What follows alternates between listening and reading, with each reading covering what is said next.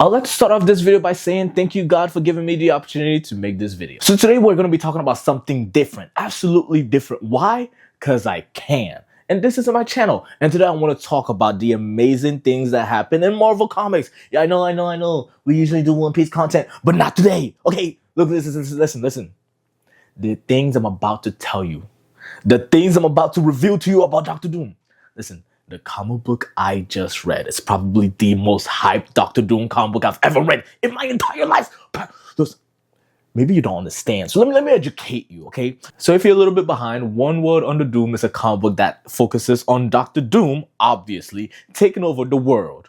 And he does it right. As we're going into the story, we're going to fast forward a little bit. We're not going to focus on where it started, but rather in the middle of the battle between the superheroes and Doom. Now, Doom is out here holding down the world, holding down everything, making sure everything goes well. Now, the superheroes are not happy about this. Why? Because Doctor Doom is traditionally a bad guy. I say traditionally. He's doing things well right now. The whole world seems to be in some form of, peaceful agreement. Everybody seems to be doing good, but the superheroes, with their morality and whatnot, they think they know better.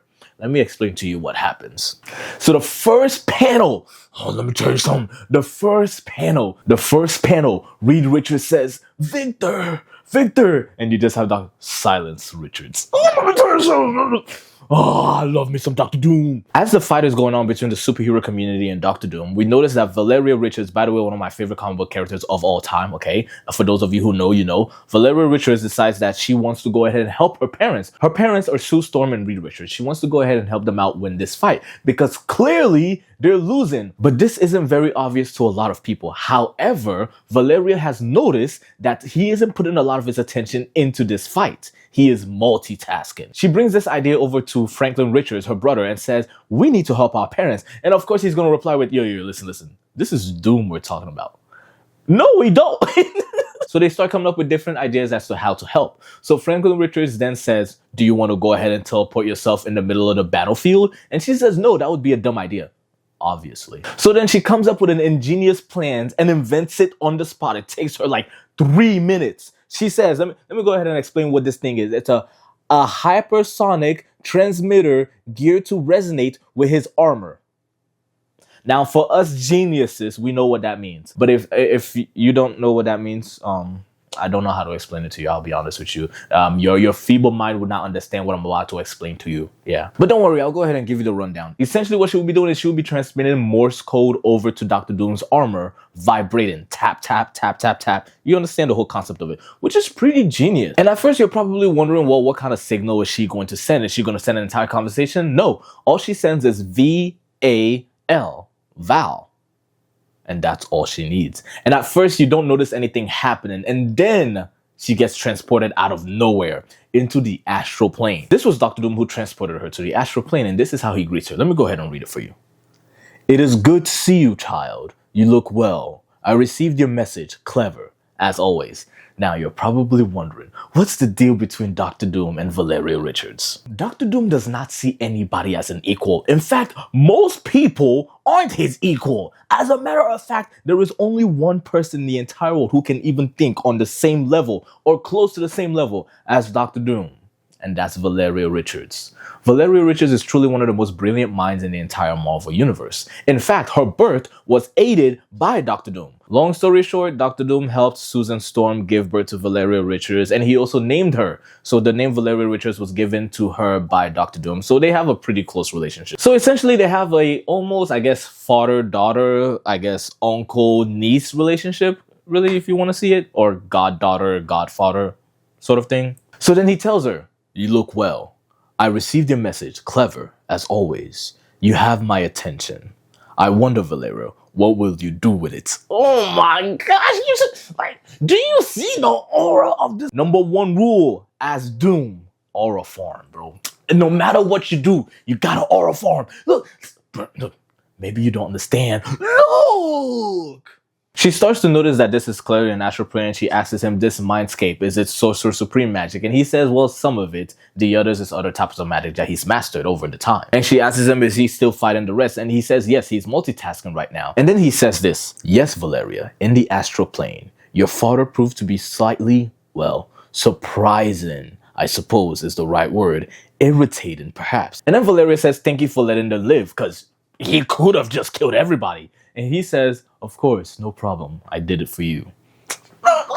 Oh my God, this man is all reforming. This man's lines and words should be put in the Hall of Fame of just novelty in general. He says this, even as we speak, my doom battle putting down other uprisings throughout the world, combined with your father's attack on the astral plane and the ongoing battle in Latveria, simultaneously marshaling all fronts is significant. This man isn't just fighting one battle. This man is everywhere all at once. So this is me warning you. I know we're a little like, we're like 10 minutes into the video, warning you already.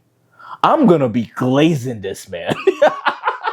So he tells her that their time has to be spent short because he's still focusing on battle and he has to win this fight. You remain the only one who holds Doom's favor, Doom's respect, and Doom's love. But I repeat myself, what do you want, Valeria Richards? So then she starts to say that at first, the whole point of this was to prove that the world would be a better place under Doom. And he did prove that for the most part. But now it seems it's getting personal. Now he needs to prove that he wasn't wrong. And Valeria isn't necessarily too happy with how everything is going on right now. She's telling him, please, just stop, uncle. So he tells her, I understand where you're coming from. But in order for me to achieve this victory, I have to break a few eggs. And then she tries to rebuttal by telling him that when you first started this, you were just trying to win the hearts of the people. And for the most part, you were winning the hearts of the people. But now, with all the force you're using, they will never accept you. Then Dr. Doom replies to this child by saying, they will. The language you speak, the very language you think in, was coerced onto your ancestors once. Now you call it your mother tongue. It takes time, Valeria. That's all. Let me tell you something.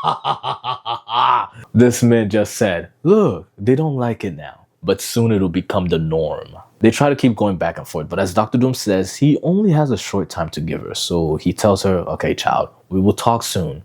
I have to go now. And then he sends her off. And she's obviously not happy about this. She thinks that she was very close to convincing him to stop. So she says if she could just go back one more time, she can definitely convince him.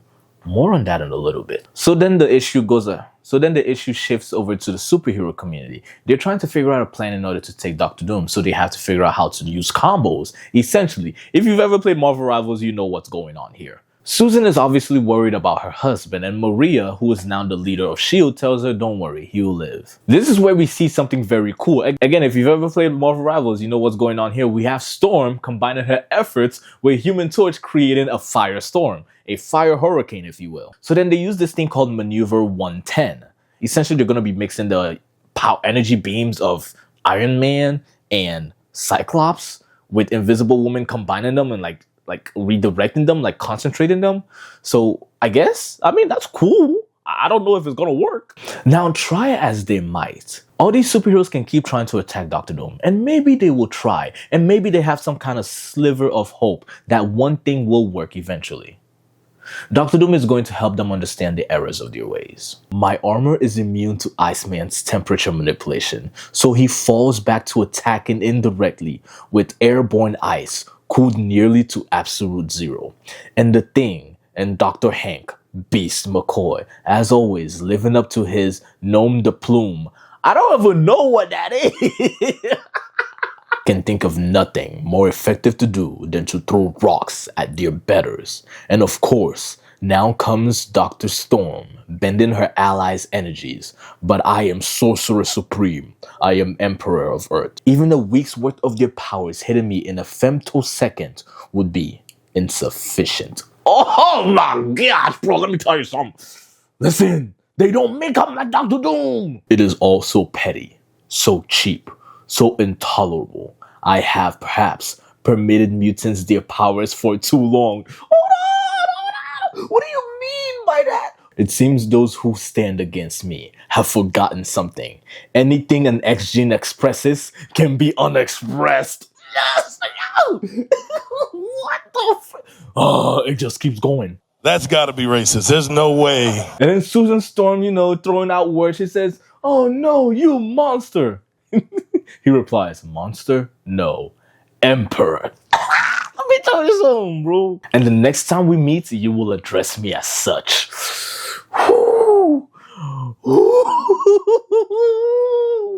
Oh, this man is something else. Let me go ahead and walk you through the next quote that he says. What I have done to you, mutants, is temporary, unlike the Scarlet Witch once did.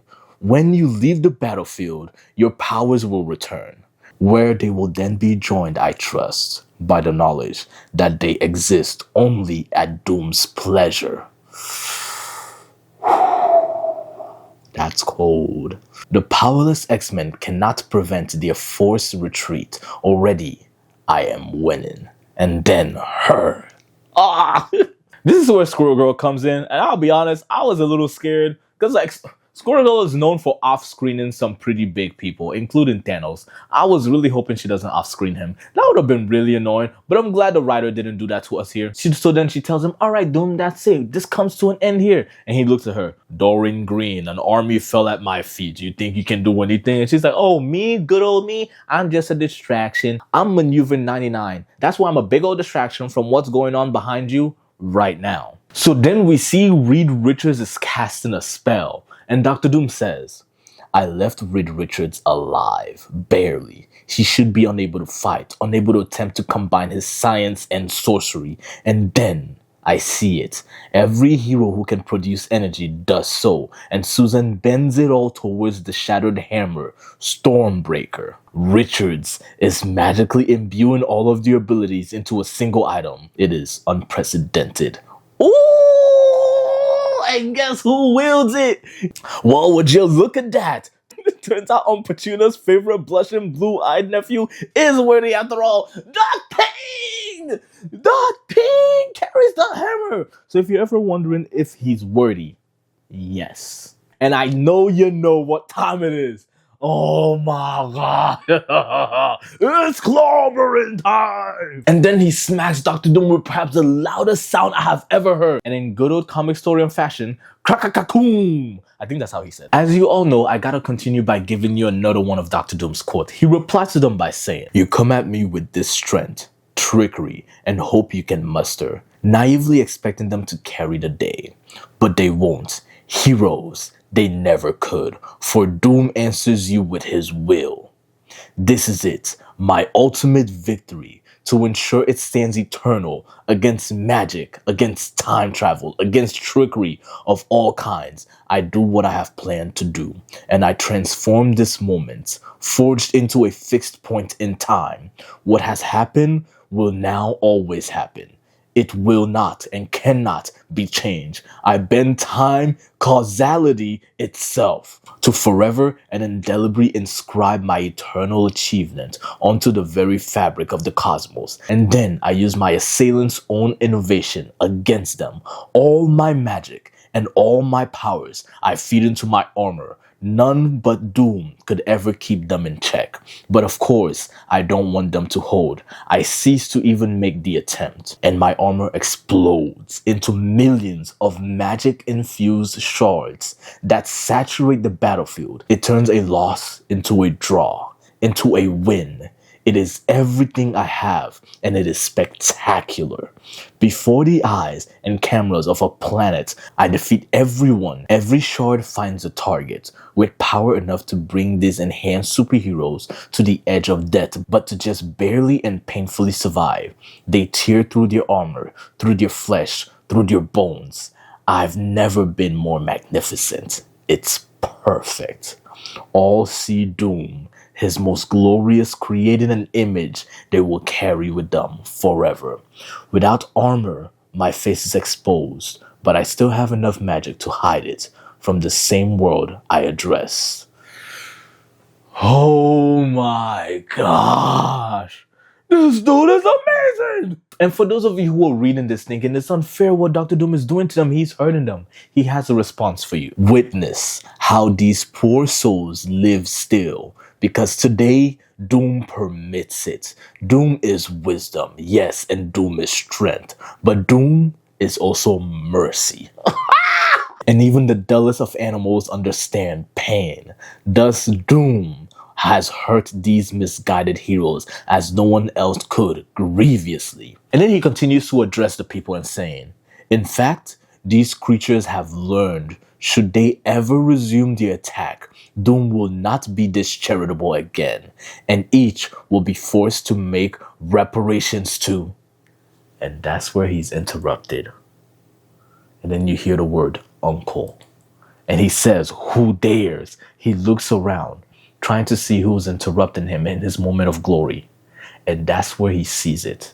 The one thing Dr. Doom regrets. I'm going to give you a moment to think about it. What is the one thing, the one person he loves, the one person he would always want to see succeed, that he will never want to hurt? That's what happens. He looks behind him, and Valeria Richards was on the battlefield. Earlier, I told you she was going to find a way to get there. She teleports on the battlefield. And she's attacked by the shards that Dr. Doom threw. And she's dying. And that's where this video ends. There is another issue after this, and I can go ahead and review that for you guys and tell you guys what happens. But you have to go ahead and tell me down in the comments below that you do want me to do it. I would love to do it for you guys. But yes, I hope you guys enjoyed this video. It's a little bit different than what we usually do. Tell me if you like it. I really enjoy it myself, and I want to continue doing more videos like this, not just where I do One Piece videos and reviews and reactions, but I also want to do comic books as well. But yes, I hope you guys enjoyed this video. Make sure to leave a like, comment, subscribe, share this video with your family and friends. And if you would love to be a member, go ahead and click that member button below. I appreciate it. Thank you, and have a beautiful evening. And thank you, God, for giving me the opportunity to make this video.